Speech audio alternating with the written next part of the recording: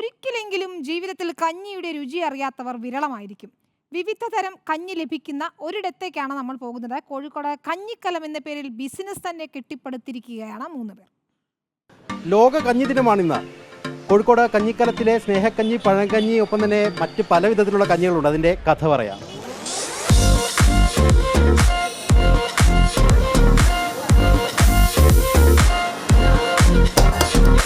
കഞ്ഞികൾ പലവിധം. സ്നേഹക്കഞ്ഞി, സാധാക്കഞ്ഞി, പഴങ്കഞ്ഞി, പയർക്കഞ്ഞി, കോഴിക്കഞ്ഞി. കഞ്ഞിക്കൊതിയന്മാരുടെ വലിയ തിരക്കാണ് കോഴിക്കോട് കഞ്ഞിക്കലത്തിൽ. ഈ കഞ്ഞി ഓപ്റ്റിയാൻ കാര്യം അഫോർഡബിൾ, പിന്നെ ടേസ്റ്റിയാണ്, ഹെൽത്തിയാണ്.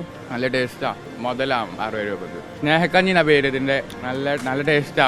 പയറും നല്ലതായിട്ട് അടിപൊളിയാണ്. ഇപ്പം ഞാൻ കഴിക്കുന്നത് ജീരകക്കഞ്ഞിയാണ്. ഇതിൻ്റെ ഒരു ഗുണം എന്ന് പറഞ്ഞു കഴിഞ്ഞാൽ നമുക്ക് ഈ അസിഡിറ്റി പ്രശ്നം, അതുപോലെ ഗ്യാസ് പോലുള്ള കാര്യങ്ങൾ ഒരു കണക്കിനൊക്കെ ഔഷധ ഗുണമുള്ള ഒരു കഞ്ഞിയാണ് ജീരകക്കഞ്ഞി എന്ന് പറയുന്നത്. പിന്നെ കഞ്ഞിയുടെ ഓർമ്മ എന്ന് പറയുമ്പോൾ നമ്മുടെ ചെറുപയറും കഞ്ഞി അതിവിടെ കിട്ടും. അത് സ്കൂളിലുള്ള ഓർമ്മയാണല്ലോ. കഞ്ഞി ആരോഗ്യത്തിന് നല്ലതാണല്ലോ. അപ്പോൾ ഫാസ്റ്റ് ഫുഡ് ഒഴിവാക്കണം എന്ന് പറയുന്നില്ല. ഇടയ്ക്ക് കഞ്ഞി, ഇടയ്ക്ക് ഫാസ്റ്റ് ഫുഡ്. ഞങ്ങൾ ആഴ്ചയിൽ ഒരു 3-4 ദിവസം ഇവിടെ കഞ്ഞി കുടിക്കുന്നതാണ്. സ്ഥിരം വരുന്നതാ സ്നേഹക്കഞ്ഞി. എന്താ കാര്യം? നല്ല സ്നേഹം കിട്ടും. അല്ല, അതിൽ കപ്പുണ്ട്, തൈരുണ്ട്, അങ്ങനെ എല്ലാം ഹെൽത്തിയാണ്, സെറ്റാണ്. ആരെങ്കിലും ജീവിതത്തിൽ കഞ്ഞിയാണ് താൻ എന്ന് പറഞ്ഞു ഇവർ പറഞ്ഞു.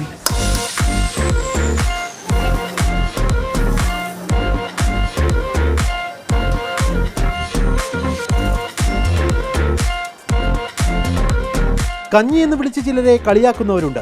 എന്നാൽ ഇവിടെ അങ്ങനെയല്ല കാര്യങ്ങൾ. കൂടുതലും കഞ്ഞിയെ ആശ്രയിക്കുന്നത് യുവാക്കൾ തന്നെ. ഇവിടെ യങ്സ്റ്റേഴ്സാണ് കൂടുതൽ വരുന്നത്.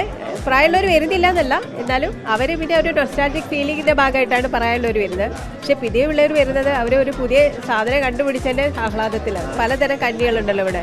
ഞങ്ങളെ സ്നേഹക്കഞ്ഞി എന്നൊക്കെ പറയുന്നത് തൈര്, കപ്പ, കാന്താരി, കഞ്ഞി എല്ലാം കൂടെ മിക്സ് ചെയ്താണ് വരിക.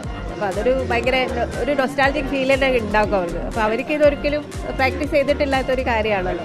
ഭയങ്കര ഹെൽത്തിയാണ്. അതുകൊണ്ടായിരിക്കാം കുട്ടികൾ കൂടുതൽ വരുന്നത്. സായിപ്പിന്റെ സൂപ്പെന്ന് പറഞ്ഞ് കഞ്ഞി ഹൃദയത്തോട് ചേർക്കുന്നവരും വിരളമല്ല. ലോക കഞ്ഞി ദിനമായാലും അല്ലെങ്കിലും ഏറ്റവും ചിലവ് കുറഞ്ഞ പോഷകാഹാരം കൂടിയാണ് മലയാളിക്ക് കഞ്ഞി.